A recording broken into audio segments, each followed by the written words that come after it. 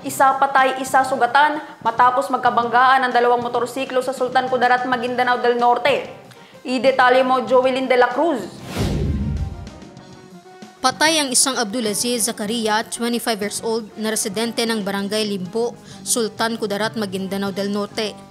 Habang sugatan naman ang isang Israel Mamu Kenon, 18 years old, residente ng Barangay Bulalo, sa isang vehicular accident alas 11:30 kagabi, December 11 sa National Highway ng Barangay Libo. Sa report ng Sultan Kudarat Municipal Police, nasa magkabilang direksyon ang dalawang sangkot sa aksidente. Minamaneho ni Israel ang kanyang motorsiklo mula sa Cotabato City at patungo naman sa direksyon ng lungsod ang minamaneho ni Abdulaziz.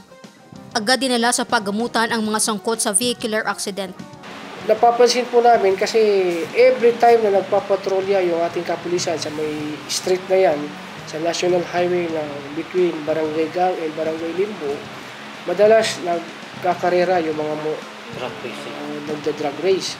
So every time na nandun yung tropa, umaalis, nagsisipulasan sila. Right after, yan na naman. So meron na po kami mga initial action para ma-prevent natin yung mga susunod na incident na kanya.